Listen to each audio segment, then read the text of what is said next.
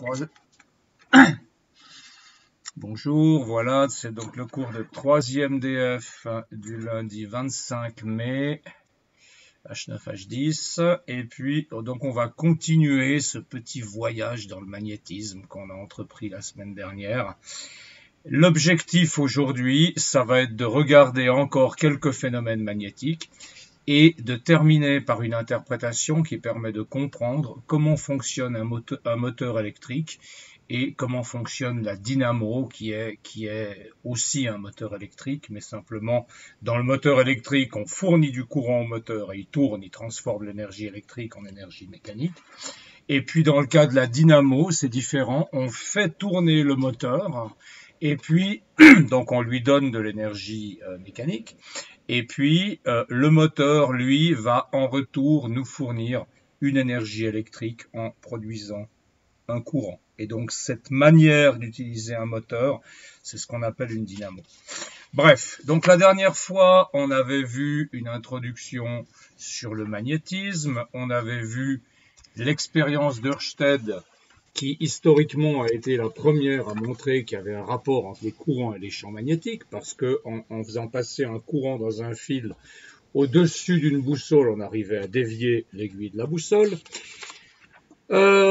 Ensuite, donc, on avait expliqué cette expérience, et puis on avait dit des choses importantes, qui étaient que dans le cas du champ magnétique, on n'a pas de charge magnétique, on a uniquement des dipôles magnétiques, c'est-à-dire que si on a un pôle nord, nécessairement au même endroit, disons lié à la même particule, au même objet, on aura aussi un pôle sud, et si on casse un aimant, on n'obtient pas un pôle nord et un pôle sud séparés, mais on obtient deux aimants plus petits, chacun avec un pôle nord et un pôle sud. Donc il n'existe pas de charge magnétique, il n'y a rien d'analogue à la charge électrique. Les champs magnétiques sont produits par des courants, par des charges en mouvement. On avait regardé la force de Laplace. Vous vous souvenez, c'était le cas d'un courant qui traverse une région dans laquelle on a un champ magnétique. Eh bien, la force, elle dépend du courant, de la longueur du fil qui passe dans le champ magnétique et de l'intensité du champ magnétique, et de l'angle entre le courant et le champ magnétique. Si l'angle est de 90 degrés, la force est maximale. Et on avait vu que la force est dans un plan perpendiculaire au plan défini par le courant et le champ magnétique. Bon. On avait fait ces petits exercices que j'ai remis sur une page.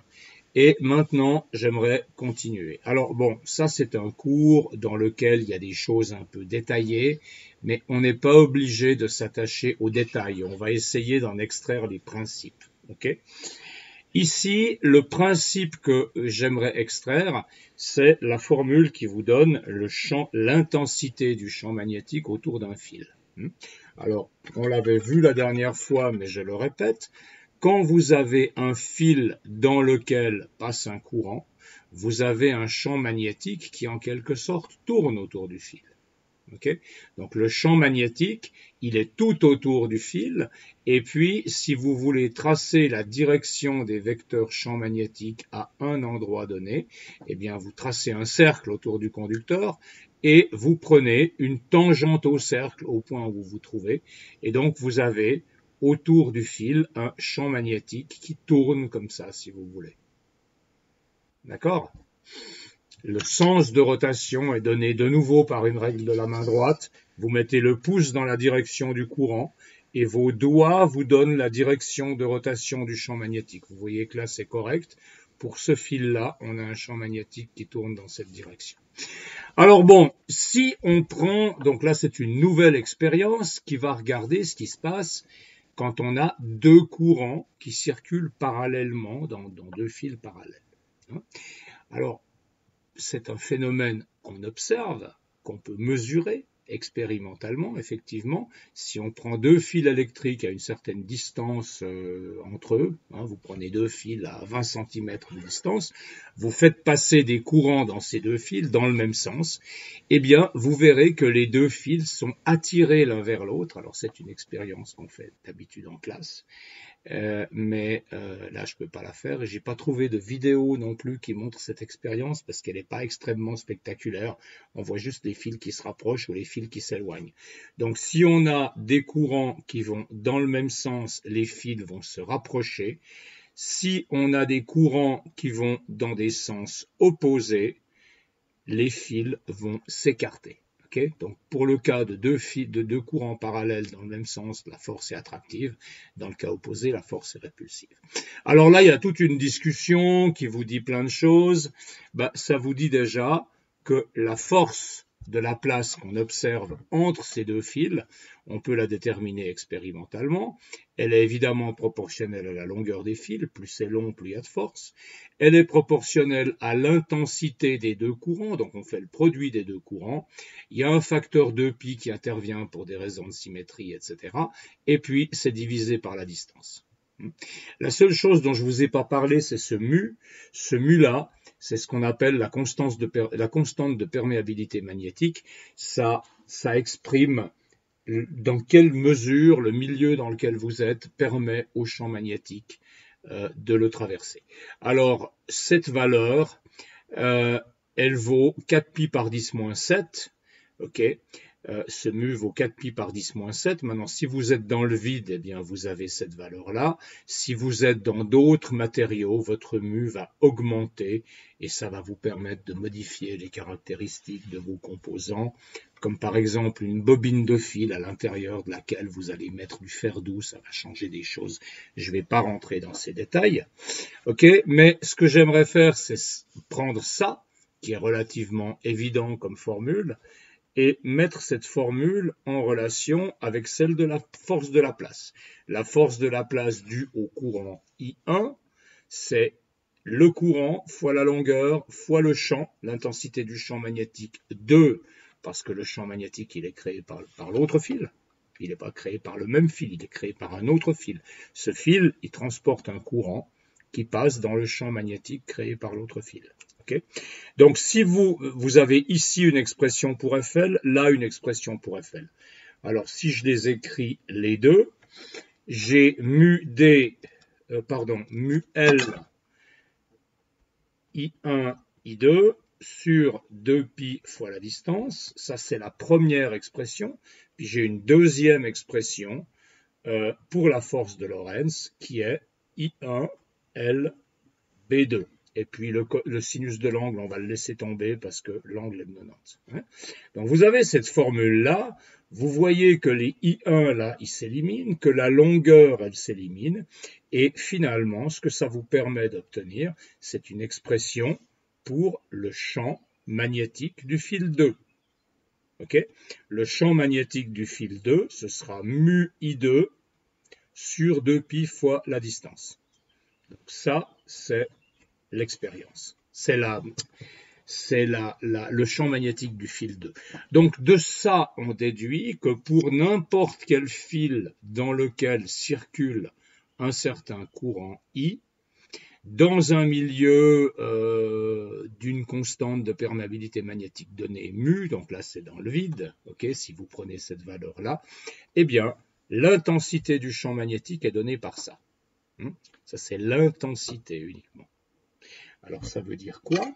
Ça veut dire, si on fait un petit dessin de la situation, ça veut dire que quand vous avez un fil ici, dans lequel circule un certain courant I, et que vous vous trouvez sur un cercle à une distance d de ce fil, eh bien, vous avez un champ magnétique qui est perpendiculaire au fil, qui est tangent à un cercle autour du fil et dont l'intensité est donnée par ce facteur mu sur 2π fois le courant divisé par la distance. Donc, plus vous allez loin, plus le champ magnétique est d'intensité faible, plus vous êtes près, plus le champ magnétique est intense. D'accord ? Si vous voulez un dessin un peu plus réaliste, vous prenez votre fil ici avec le courant I, et puis vous pouvez tracer des cercles comme ça. Alors le champ magnétique va tourner dans ce sens-là, puis on aura un cercle plus grand, ça va tourner comme ça, un cercle plus grand. Il y a évidemment une infinité de cercles, j'en dessine que quelques-uns. Okay, et le champ magnétique ici, il va aller il va être tangent à ce cercle, et puis là, il va être aussi tangent au cercle, mais l'intensité sera un peu plus faible parce qu'on se trouve un peu plus loin du conducteur. Vous voyez que là, il y a la distance au dénominateur. Et puis, sur le troisième cercle, eh bien, le champ magnétique sera encore plus faible, okay, mais toujours tangent au cercle. Donc, ça vous donne une espèce de champ autour du conducteur, qui tourne autour du conducteur et qui a des intensités qui diminuent avec la distance. Ça va? Vous êtes toujours avec moi? Vous êtes toujours là, c'est magnifique. Voilà, donc ça c'est le champ magnétique d'un fil. Ok? Maintenant, on va s'intéresser à un truc qu'on fait souvent, c'est le champ magnétique d'une bobine. Alors si vous prenez une bobine, qu'est-ce qui se passe? Imaginons que vous prenez un fil comme ça et que vous voulez l'enrouler dans une bobine. Imaginons que le courant va dans ce sens. Ça veut dire que autour de ce fil, partout, on aura un champ magnétique qui va tourner. Et il va tourner toujours dans le même sens. Il va tourner, si je dois faire le dessin plus précisément, il faudrait que là, je fasse, et puis que je fasse ça comme ça. C'est-à-dire que je mets une petite interruption, et ça montre donc que ça c'est l'avant, ça c'est l'arrière, et il tourne dans ce sens-là. Okay? Là aussi, il tourne dans ce sens-là, là aussi, là aussi, là aussi, là aussi, et là aussi. Alors maintenant, le champ magnétique au centre de cette boucle de courant, qu'est-ce qui va valoir? Eh bien, au centre de cette boucle de courant, on a ces champs magnétiques tournants. Donc là, on a un champ comme ça qui vient vers le haut, en fait, parce que cette boucle, elle est perpendiculaire au fil, et puis le vecteur, il est tangent à la boucle. Donc, en fait, je devrais le noter, si je voulais être plus précis, je devrais le noter comme ça, ce vecteur champ magnétique. Il vient vers nous, ok? Puis là, il y a aussi un vecteur qui vient vers nous, puis là aussi, puis là aussi, puis là aussi, ok? Donc tous ces effets s'additionnent. Quand vous prenez un fil et que vous en faites une boucle, le champ magnétique généré par le fil, il va partout dans le même sens.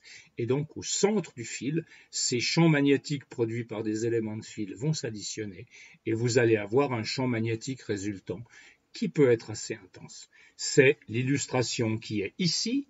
Vous voyez, là, vous avez un courant qui tourne. Alors, c'est difficile à voir sur ce dessin. Voilà, le plus est là en bas, le moins est là en bas.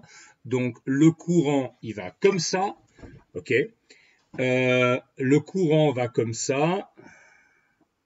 C'est bizarre, hein. Ça devrait être dans l'autre sens. Bref. Je vais pas passer 3 heures là-dessus. Simplement, quand vous faites un bobinage, eh bien, vous amplifiez l'effet d'un seul fil rectiligne et vous arrivez comme ça à produire à l'intérieur de la bobine un champ magnétique intense et à l'extérieur de la bobine, vous avez des lignes de champ qui se referment, mais vous avez un champ magnétique beaucoup moins intense. Et puis, vous pouvez même augmenter le champ magnétique à l'intérieur en mettant dans cette bobine un noyau dans un matériau particulier, comme du fer doux par exemple. Alors ces bobines-là, c'est un truc qui s'utilise partout, je veux dire, c'en est plein dans vos téléphones, c'est un des composants essentiels de tout circuit électronique. Dans un circuit électronique, vous avez quoi? Vous avez des résistances, ça vous connaissez, et puis vous avez des bobines, que vous apprenez maintenant, et puis vous avez des condensateurs dont on a un petit peu parlé aussi. Les condensateurs stockent du champ électrique et les bobines, elles stockent du champ magnétique. Elles stockent l'énergie électrique sous forme de champ magnétique. D'accord? Comment est-ce que vous déterminez le sens de ce champ? Eh bien, le sens de ce champ, il y a une autre règle de la main droite qu'on peut appliquer, qui dit, OK, vous mettez votre pouce dans la direction du champ magnétique, et ça, donc comme ça, et ça va vous donner vos doigts, vos 4 autres doigts, vont vous donner la direction de circulation du champ magnétique. Ok, donc vous voyez ici, vous avez la direction de circulation du courant, pardon, excusez-moi. Donc ici, vous avez un champ magnétique là, vous mettez votre pouce dans le sens du champ magnétique, et bien ça signifie que le courant, il tourne comme ça dans la bobine. Bon. L'autre manière de faire, c'est de prendre le fil et puis d'utiliser la règle qu'on avait avant. Donc, dans mon fil, si le courant va comme ça, je vais... Ouais, bon, laissons tomber cette image, ça m'a l'air un petit peu faux. Ok. Voilà, alors la formule pour le champ magnétique dans une bobine, je vous la donne là. C'est clair que si on veut dériver cette formule, c'est beaucoup de travail. Ok. Mais essayons simplement de la comprendre, cette formule. Vous avez le mu, la constante de perméabilité, comme tout à l'heure. Vous avez n, qui est le nombre de spires, le nombre d'enroulements de la bobine. Vous avez I, qui est le courant qui passe dans la bobine. Donc, plus vous avez de spires, plus cette bobine est efficace, plus elle va produire un champ magnétique important. Et puis, ça, c'est divisé par 4r carré plus r carré, où le R, c'est le rayon de la bobine, et le L, c'est la longueur de la bobine. D'accord? Alors, on fait généralement deux approximations qui sont intéressantes. Si vous prenez une bobine longue, alors une bobine longue, c'est ça. Okay? Une bobine longue, c'est une bobine dont la longueur est significativement plus grande que le rayon. Si vous prenez une bobine longue, comme la longueur est beaucoup plus grande que le rayon, vous pouvez négliger le terme en 4r carré ici. Vous pouvez dire que ce terme-là, il vaut 0. Je vais le reprendre ici. Votre B, c'est mu ni sur racine de 4r carré plus L carré. Okay? Ce 4r carré, s'il est beaucoup plus faible que le L carré, ce qui est le cas quand L est beaucoup plus grand que R, eh bien, ce terme-là, vous le négligez. Donc, il vous reste mu ni sur la racine de L carré. La racine de L carré, c'est L. Et donc, vous avez cette formule-là qui sort pour le champ magnétique produit par une bobine à N spires de longueur L, avec un courant I qui traverse la bobine. Et puis vous avez eu un autre cas limite qui est celui de la bobine plate. Alors la bobine plate, c'est une bobine comme ça. Okay? Vous prenez un fil, vous faites des tours, mais la longueur de la bobine est beaucoup plus faible que le rayon de la bobine. Okay? Alors dans ce cas-là, vous pouvez faire une autre approximation. Si vous prenez la formule dont on est parti là-haut, je la réécris là sur 4r carré plus L carré. Dans ce cas-là, oui. Pardon? J'ai pas compris. Ok. Alors, si L est beaucoup plus petit que R, c'est ce terme-là qu'on va pouvoir négliger. Donc, il va nous rester la racine de 4R carré qui nous fait 2R et on obtient cette expression-là. Je ne vous demande pas de les retenir, ces expressions. Je veux juste essayer de vous inculquer la notion qu'un fil génère un champ magnétique et qu'un fil enroulé sous forme d'une bobine, eh bien, il va générer un champ magnétique avec des caractéristiques particulières et une intensité beaucoup plus grande, en particulier à l'intérieur de la bobine elle-même. Et puis, vous voyez que ce champ magnétique, si vous voulez le désigner par un nord et un sud, eh ben, vous avez le nord là, le sud là. Donc, cette bobine, pardon, vous avez le nord là, le sud là. Donc, cette bobine, elle se comporte comme un aimant. D'ailleurs, si vous mettez à l'intérieur de cette bobine un morceau de fer, c'est ce qu'on appelle un électroaimant. Un électroaimant, c'est un aimant qui devient aimanté quand vous faites passer un courant dedans. Alors, c'est ce qui est utilisé pour toutes les serrures électriques. Chaque fois que vous avez un truc qui s'ouvre ou qui se ferme quelque part, mécaniquement, avec de l'électricité, souvent c'est des électroaimants qu'on utilise. Eh bien, l'électroaimant, c'est ça. Alors, les aimants, on y revient aux aimants. Comment ça fonctionne un aimant? C'est clair que ce n'est pas tout à fait évident. Donc, regardons comment est fait un aimant. Okay, si je regarde l'intérieur de la matière, on va dire que c'est un aimant en fer, par exemple, ou en Dieu sait quoi. À l'intérieur de la matière, vous avez des atomes. Et ces atomes, je vais les dessiner comme des noyaux autour desquels tournent des électrons. Alors, je vais dessiner juste un électron pour l'instant. Okay, puis en plus, ce n'est pas tous les électrons qui tournent. Enfin, ça commence à devenir compliqué si on veut aller dans les détails. Moi, je ne veux pas que ça devienne compliqué. Donc là, j'ai un atome de métal avec un électron qui tourne autour. Ici, j'ai un autre atome de métal avec un électron qui tourne autour. Ici, j'ai un autre atome avec un électron qui tourne autour. Ici, j'ai un autre atome avec un électron qui tourne autour, etc. Évidemment, je dessine que 5 atomes alors qu'il y en a des quantités phénoménales. Chacun de ces électrons qui tournent, c'est l'équivalent d'un petit courant. Okay, un électron qui tourne sur une trajectoire donnée, c'est une vue un peu simpliste, ça ne se passe pas vraiment comme ça, mais adoptons une vue simpliste pour l'instant. C'est l'équivalent d'un petit courant. Donc chaque trajectoire d'électrons à l'intérieur du matériau, c'est comme une petite boucle de courant. Et on a vu que si on a une boucle de courant, je le fais en perspective, eh bien on va avoir un champ magnétique qui est généré par cette boucle de courant. Okay, donc là, on va avoir un champ magnétique. Alors le courant il tourne comme ça. Donc le champ magnétique il va être dirigé vers le haut. Là, allez, pour changer un petit peu, on va dire que cet électron-là, il tourne dans le sens opposé. Donc on aura un champ magnétique qui est dirigé vers le bas. Et puis ici, on a une boucle qui est un peu dans un plan perpendiculaire à la feuille. J'ai essayé de le faire en perspective. Okay, donc là, on a un champ magnétique qui va venir comme ça vers la droite. Ici, on a une boucle couchée aussi. Elle va donner lieu à un champ magnétique qui va dans cette direction-là. Et comme vous voyez, si les atomes ne sont pas ordonnés, si les électrons tournent dans n'importe quel sens, eh bien, ces champs magnétiques, ils vont s'annuler, ils vont se compenser les uns des autres parce qu'ils vont dans toutes les directions. Donc, quand vous faites la somme sur un matériau donné, ça fait 0.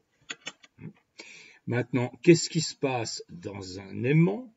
En particulier dans un ferroaimant, eh bien, si vous soumettez un ferroaimant à un champ magnétique extérieur, donc vous mettez tout ça dans un champ magnétique et puis vous laissez agir, eh bien, qu'est-ce qui se passe? Ça va aligner toutes les orbites des électrons. Donc, finalement, vous allez vous trouver avec vos électrons qui ont tous un peu la même orbite, ok? Et donc, ils vont tous avoir un champ magnétique qui va dans le même sens. Là, je les fais un peu de profil, si vous voulez, ces atomes. Okay, ils vont tous avoir un champ magnétique qui va dans le même sens. Et donc, maintenant, ces champs magnétiques, ils ne s'annulent plus. Ils se somment. Ils se somment. Et donc, vous allez avoir un champ magnétique résultant à l'intérieur du matériau. Okay. Après, il y a toute une zoologie de matériaux, parce qu'évidemment, les matériaux ne se comportent pas tous de la même manière. Il y a des matériaux dans lesquels, quand vous faites ça, le champ magnétique reste. C'est ce qu'on appelle des ferroaimants. Donc, si vous aimantez un morceau de fer doux, il va rester aimanté. Et puis, vous avez d'autres matériaux qui vont être aimantés uniquement quand il y a le champ magnétique extérieur. Puis, dès que vous enlevez le champ magnétique extérieur, il n'y a plus d'aimantation. Donc ça, c'est ce qu'il faut pour ouvrir les portes. Hein, c'est ce qu'il faut pour les systèmes qui commandent des mécanismes métalliques, etc. Il ne faut pas du ferromagnétisme parce que vous ne voulez pas que quand vous avez appuyé sur le bouton une fois, ça reste toujours collé. Donc vous prenez d'autres substances.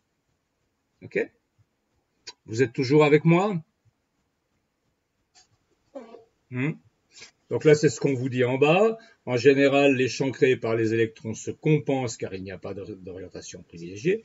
Pour certains corps particuliers, cette orientation peut exister à l'état naturel. Ben oui, c'est la magnétite. On a vu que la magnétite, c'est le premier matériau magnétique qui a été découvert il y a 2500 ans par les Grecs.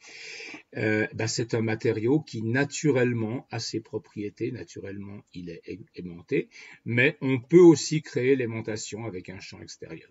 Donc si vous voulez aimanter un objet, eh bien mettez-le dans un champ magnétique. S'il est ferromagnétique, il va conserver l'aimantation.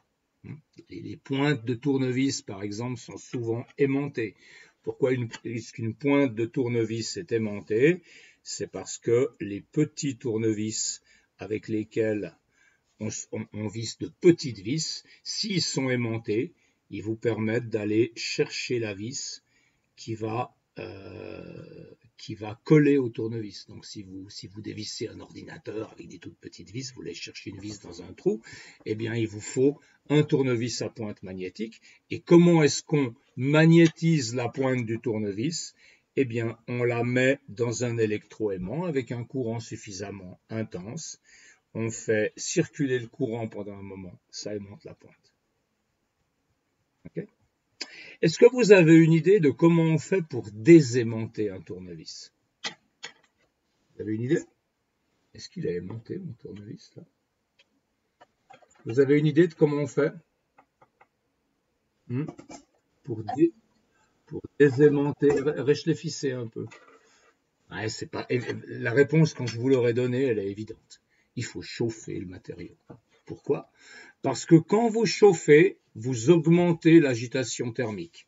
Okay? Donc ces atomes-là, ils vont osciller de manière plus importante autour de leur position initiale.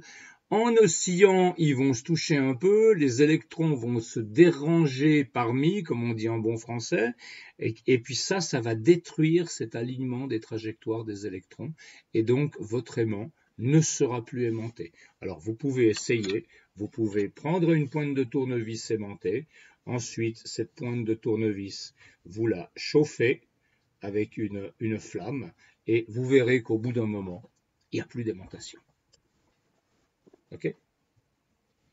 Ça, c'est un changement d'état. Hein. On ne parle pas seulement de changement d'état en matière de solide, liquide et gaz, mais on peut parler de changement d'état entre un état magnétisé et un état non magnétisé. Ça, c'est un changement d'état. J'aimerais maintenant en arriver. Ça va? Vous êtes toujours, ça va toujours bien? Hein?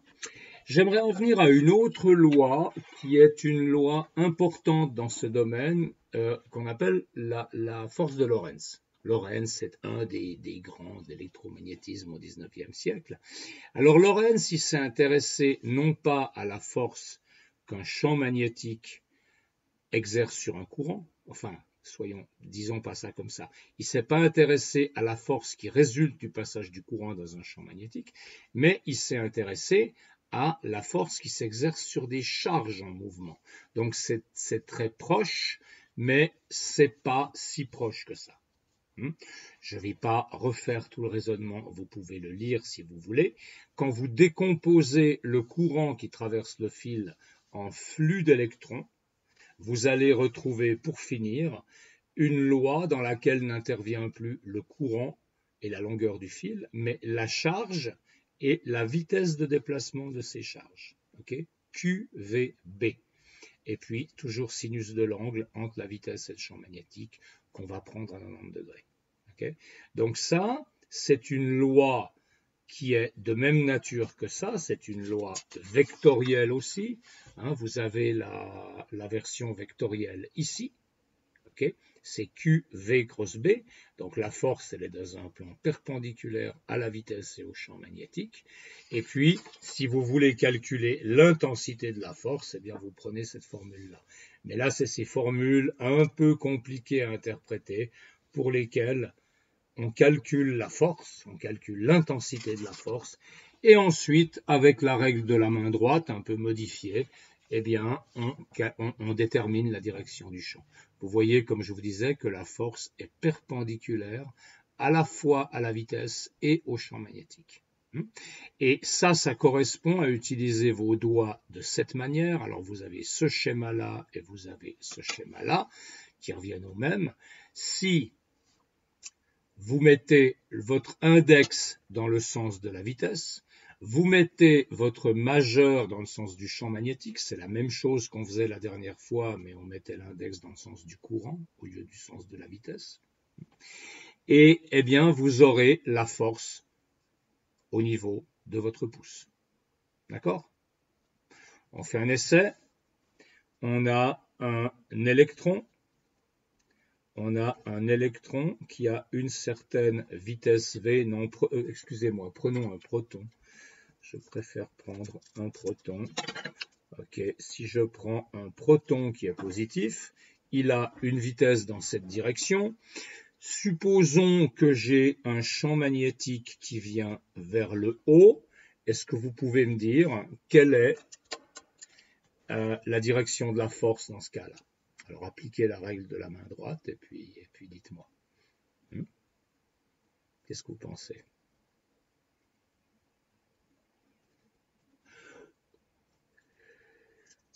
Allô, allô? Allez.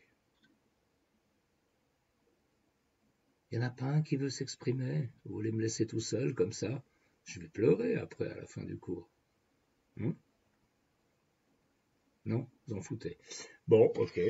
Alors, vous mettez la vitesse, l'index dans le sens de la vitesse, vous mettez le majeur dans le sens du champ magnétique, donc le champ magnétique il est vers le haut, ok, donc je mets ma main comme ça, la vitesse vers la droite, le champ magnétique vers le haut, et ça me donne une force vers le bas, donc dans ce cas-là, je vais avoir une force comme ça, vers le bas, qui est la force de Lorentz. Alors ça s'utilise tous les jours au CERN. Ça s'utilise comment au CERN? Eh bien, quand on fait des collisions des particules et puis qu'on a des particules chargées qui sortent de ces collisions, eh bien, on les fout dans un champ magnétique et puis on regarde si elles tournent ou si elles ne tournent pas. Une des images que je peux vous montrer à ce sujet, c'est les images de ce qu'on appelle les chambres à bulles. Alors, je vais ici essayer de chercher. Je vais essayer BBC. Je ne sais pas si ça va marcher. Non, c'est la Chambre d'agriculture de Bretagne. Ça va pas. Donc, c'est chambre à bulles. Je vais vous expliquer tout de suite ce que c'est qu'une chambre à bulles. Alors, ça, c'est la BEBC. Ça, c'est la grosse chambre à bulles qui est encore au CERN, qui a été démontée, parce que ça, son heure de gloire, c'était dans les années 70-80, par là autour. Maintenant, on a des systèmes plus avancés, mais pour illustrer ce que je viens de dire, la chambre à bulles, c'est un bon exemple. Donc, vous voyez, c'est une structure qui était avant dans un laboratoire, qui a maintenant été mise dans les jardins pour faire joli. Moi, si j'en avais une comme ça, je ferais un aquarium. Mais bon, c'est un peu compliqué pour voir les poissons parce qu'il y a juste des petites fenêtres. Cette chambre, c'est quoi? C'est un immense vaisseau en métal équipé de fenêtres par lesquelles on pouvait faire des photos. Et puis, à l'intérieur de la chambre à bulles, vous aviez un liquide ou un gaz proche du point d'ébullition. C'est-à-dire que ce liquide ou ce gaz était dans des conditions de température et de pression qui faisaient que ça commençait à bouillir. Okay? Et dans un liquide comme ça qui commence à bouillir, eh bien, si vous faites passer quelque chose, si vous provoquez un événement un peu inattendu, eh bien, le liquide va se mettre à bouillir, il va commencer à produire des petites bulles. Alors voilà ce qu'on voit dans ces liquides. Ouais, bon, l'image n'est pas super grande, mais on va se débrouiller. Ouais, ça va. Ok. Qu'est-ce que vous voyez sur cette image? Là, vous voyez là une photo de la chambre à bulles qui est prise depuis dessus, j'imagine, depuis le haut de ce machin. D'accord? Là, vous avez un certain nombre d'instruments, je ne sais pas ce que ça indique. Et puis là, vous voyez des trajectoires horizontales. Ça, ce sont des particules qui sont non chargées ou peu chargées, qui passent tout droit. Pourquoi est-ce qu'elles passent tout droit? Parce que la force, elle dépend de la charge. Donc si la charge est nulle, il n'y a pas de force, il n'y a pas de déviation, et les particules continuent tout droit à travers la chambre à bulles. Par contre, si vous avez une force qui s'exerce, cette force est perpendiculaire à la vitesse, et si une force est perpendiculaire à la vitesse, ça dévie la trajectoire dans un sens ou dans l'autre, selon le signe de la charge. Par exemple, là, vous voyez, vous avez une particule qui est entrée, puis hop, elle s'est mise à tourner à gauche. Okay, et puis vous en avez d'autres qui se mettent à tourner vers la droite. Ici, vous avez quoi? Vous avez une particule non chargée qui est arrivée jusque-là. On ne la voit pas, c'est un photon probablement. Et cette particule, non, c'est pas un photon, je ne sais pas ce que c'est. Et cette particule-là, elle s'est désintégrée et puis elle a donné deux autres particules qui sont parties selon ces trajectoires rectilignes. Okay, ici, vous avez des particules qui sont arrivées comme ça, et puis elles se mettent à tourner. Ben oui, parce que la force est toujours perpendiculaire à la vitesse. Okay, et une force perpendiculaire à la vitesse, c'est la base du mouvement circulaire. Quand vous avez un mouvement circulaire, la force est toujours dirigée vers le centre. Et donc, vous avez ces particules chargées qui se mettent à tourner, et puis le rayon du cercle qu'elles décrivent et diminue avec le temps parce que la particule perd de la vitesse dans ce milieu dans lequel elle subit des collisions. Donc plus ça va, plus la particule perd de la vitesse, plus le rayon du cercle devient petit. Et vous voyez qu'ici, vous avez tout à coup un ralentissement important. Et puis cette particule, elle va tourner sur des cercles de plus en plus petits, puis pour finir, elle va s'arrêter. Alors ça, c'était l'ancêtre de la physique des particules. Maintenant, on ne fait plus les choses comme ça. Mais à l'époque, on faisait des collisions, on prenait des images de ces collisions, et puis, grâce à la direction que prenait la particule, si elle tournait vers la droite ou vers la gauche, on pouvait déterminer son signe. Grâce au diamètre, on pouvait déterminer indirectement sa masse. Et on pouvait comme ça identifier ce qui sortait des collisions. C'est clair que de nos jours, on ne peut plus travailler avec ces outils-là, mais disons c'est un joli outil pédagogiquement pour enseigner les choses que la chambre à bulles. D'accord? Vous avez des questions? Non, vous n'avez pas de questions. Je pourrais vous raconter n'importe quoi. Vous diriez Amen. Ok, bien. Alors on en arrive maintenant là où je voulais en arriver, c'est au fonctionnement du moteur électrique. Un moteur électrique, vous lui donnez du courant et ce moteur, il va lui transformer l'énergie électrique en énergie mécanique que vous pourrez utiliser pour actionner un ventilateur, un mécanisme d'ouverture, une voiture, tout ce que vous voulez. Okay, comment ça marche? Alors, lisons les descriptions. Okay, d'abord, en rouge et vert, on observe les pôles de l'aimant qui créent un champ magnétique. Donc, on a pris un aimant en forme de U, et puis le pôle rouge, c'est le nord, le pôle vert, c'est le sud, comme d'habitude. Et donc, on a un champ magnétique entre ces deux pôles nord et sud, parce que là, on a une barre de métal qu'on a coudée. Il y a... Ah, pardon. Je vous montre même pas le papier, puis vous dites rien. Bon, bref. Donc là, je disais, on a pris un aimant en forme de U, avec un pôle nord, un pôle sud aux deux extrémités. Donc, entre le pôle nord et le pôle sud, on a un champ magnétique vertical. Et puis, on a, dans ce champ magnétique, des bobinages de fils. Ici, pour simplifier, on a mis une seule bobine. Dans un moteur électrique, on a mis une seule boucle. Dans un moteur électrique, on a un bobinage avec beaucoup de boucles de manière à augmenter cet effet. Okay, vous faites tourner un courant et puis, comme vous avez un courant dans un champ magnétique, eh bien, ce courant subit une force de la place. Et vous voyez que cette force ici, elle va dans un sens, elle va vers la gauche. Mais là en bas, la force va vers la droite. Pourquoi? Parce que en bas, le courant ne va pas dans le même sens. En bas, le courant, il va comme ça. En haut, le courant, il va comme ça. Donc la force, elle est opposée des deux côtés de la boucle. Et donc ça va faire tourner votre boucle comme ça. D'accord?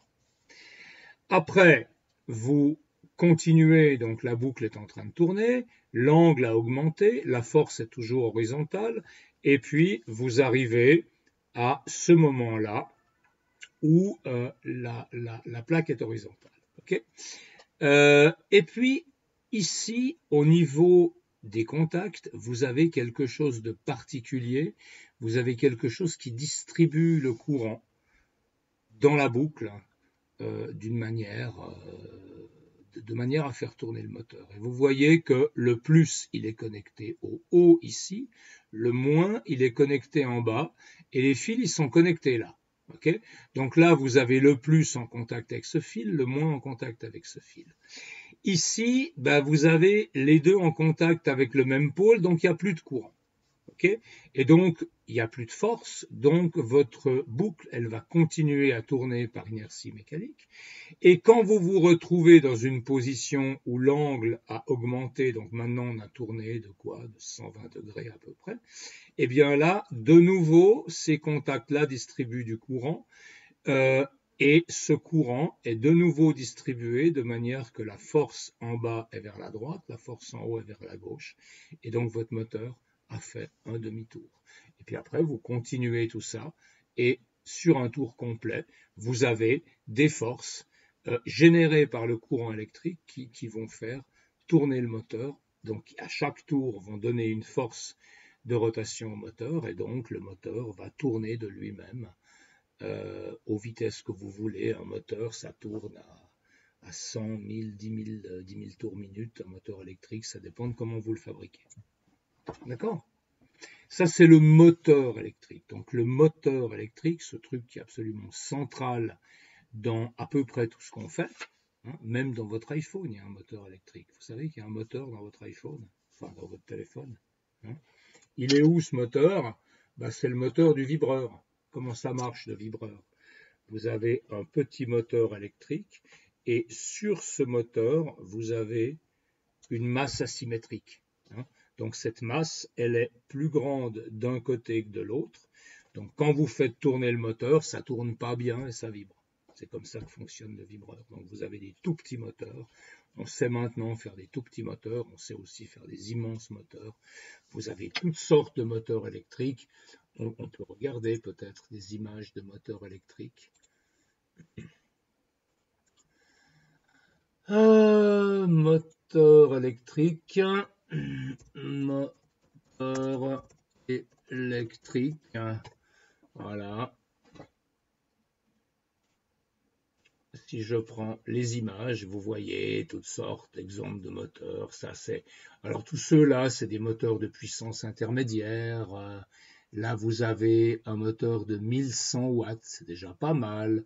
Là, vous avez un moteur de 2 chevaux. Alors, je ne sais plus combien ça fait en watts. Ça, c'est des tout petits moteurs qu'on met dans les jouets. Qu'est-ce qu'on a? Ça aussi, c'est des petits moteurs.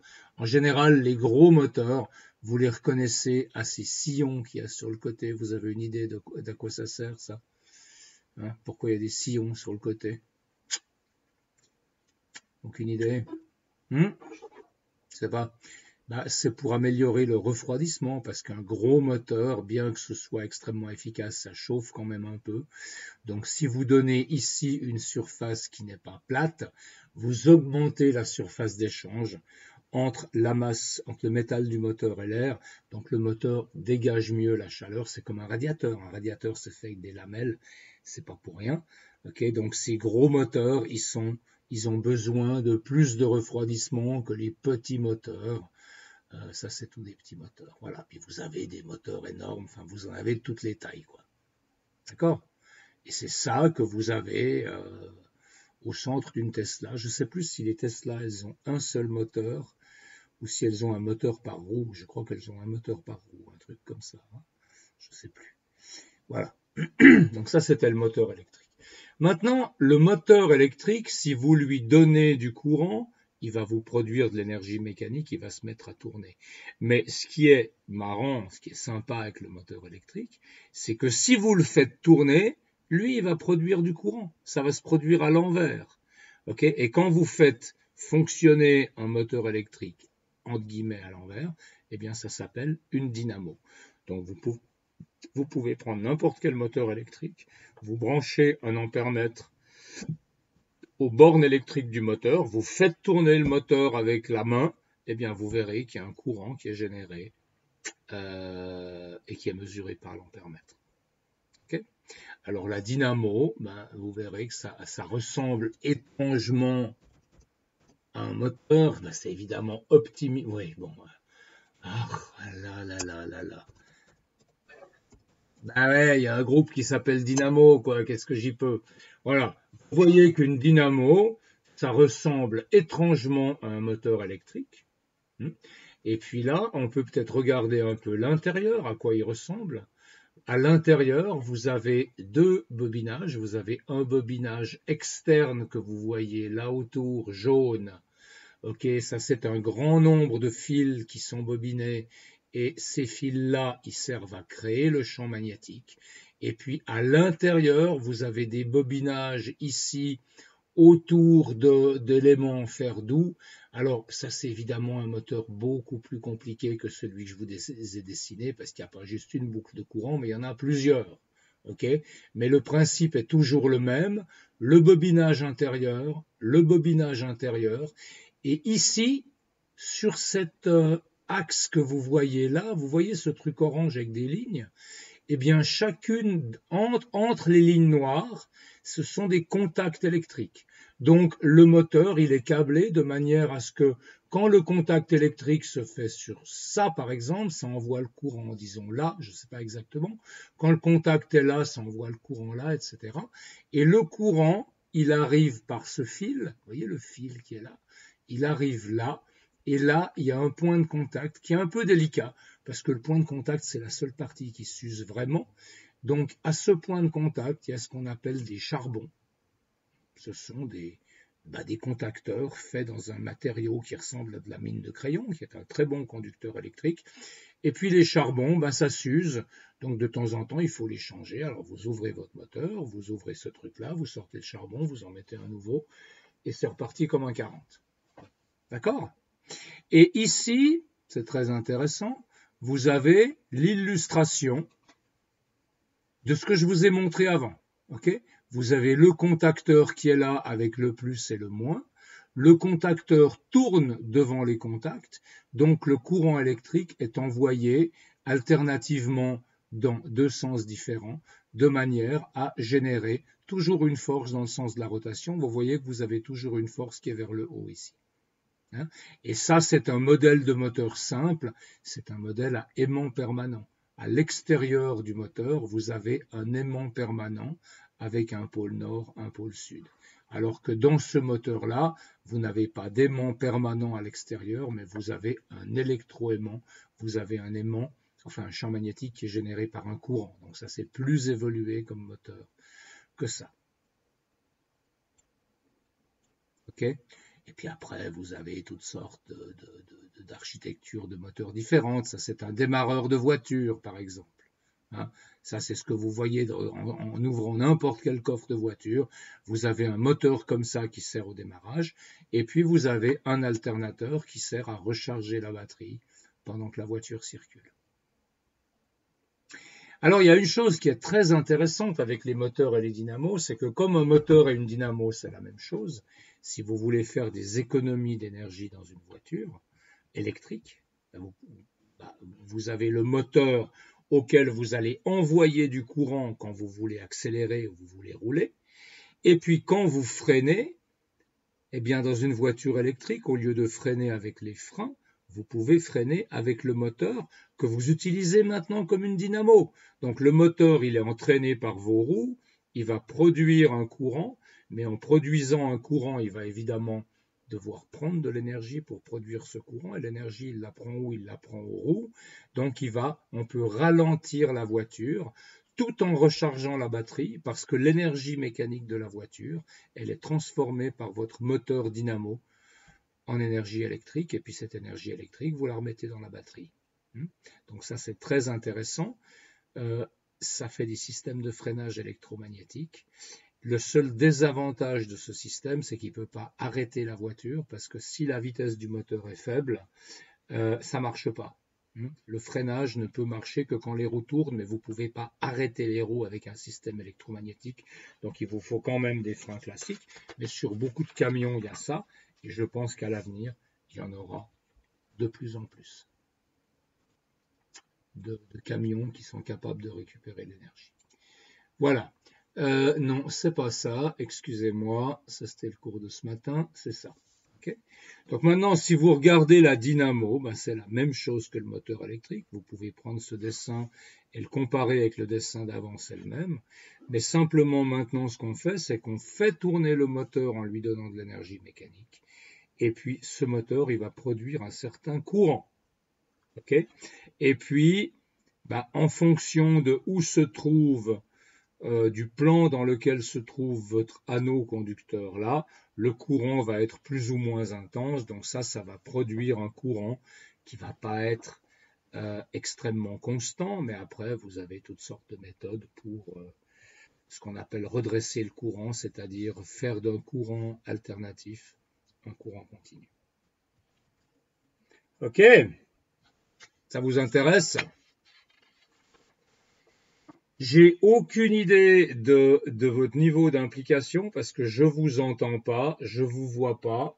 Vous pourriez très bien être en même temps que mon cours sur un site d'autre chose, j'y verrai rien.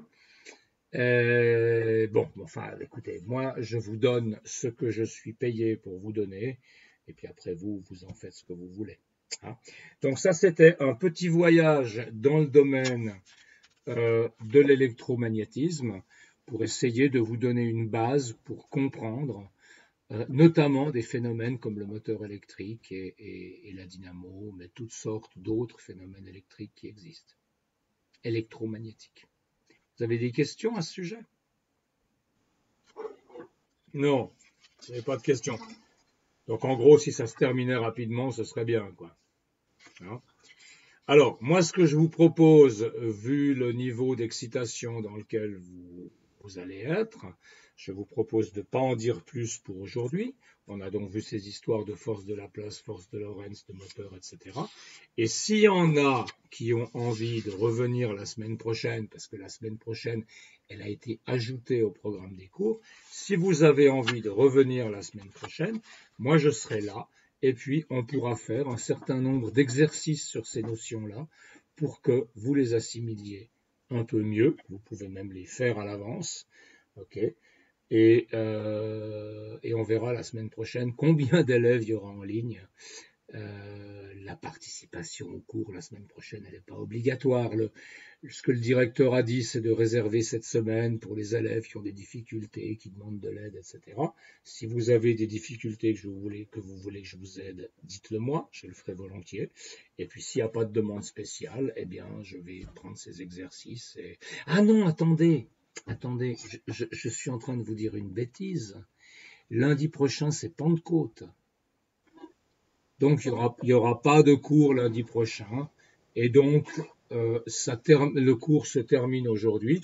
Mais je reste à votre disposition si vous avez des questions ou des choses dont vous aimeriez discuter avec moi. D'accord? Pardon?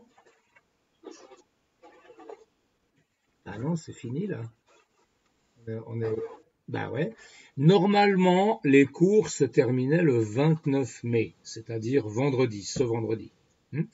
Et puis, comme il n'y a pas d'examen, il n'y a pas de semestriel, etc., les profs, ils vont se tourner un peu les pouces fin mai, début juin. Donc, le directeur a dit que les cours étaient prolongés jusqu'au 5 juin, donc une semaine de plus. Et il a dit de réserver ce temps-là pour les élèves à besoins spécifiques, pour les gens qui veulent de l'aide, etc. Donc, moi, je suis à disposition, je suis là. Mais le lundi, étant donné que c'est congé lundi prochain, on n'aura pas le cours. Et donc le cours se termine maintenant. Voilà, c'était votre dernier cours de physique, peut-être de votre vie, malheureusement, hein, puisque vous n'en aurez pas l'année prochaine. Mais au moins, je vous ai expliqué comment marche un moteur électrique, donc je suis assez content. Ok? Voilà, alors c'était sympa d'être venu. Je remercie ceux qui sont venus. C'est vrai que je pourrais vous remercier d'être venus au lieu de gueuler parce que les autres ne sont pas venus. Mais on a plus de monde. Voilà, parce que vous n'êtes pas doué pour arriver à l'heure. Hein. C'est pire en ligne qu'en classe. Donc là, on avait quand même. Alors Agnès, je l'ai noté. On avait Anna. Anna, elle est où Anna Gonçalves. On avait Benjamin. On avait Camille, Marina et Ravinson. Ravinson, bah oui, Ravinson, il est toujours là, donc il fallait bien qu'il soit là aujourd'hui. Hein? Ok. Bon, allez. Alors, je vous croiserai dans les couloirs l'année prochaine, mais heureusement ou malheureusement, je ne sais pas, c'est à vous de dire, vous ne me subirez plus. Ok. Voilà. Allez, je vous souhaite une bonne fin de soirée. Ouais, j'ai pas fait le cours très long aujourd'hui, mais bon, c'est le dernier cours, si on va pas exagérer. Je vous souhaite une bonne soirée et puis une bonne fin d'année, un bon été, etc., etc. Ok. Au revoir. Au revoir. Au revoir.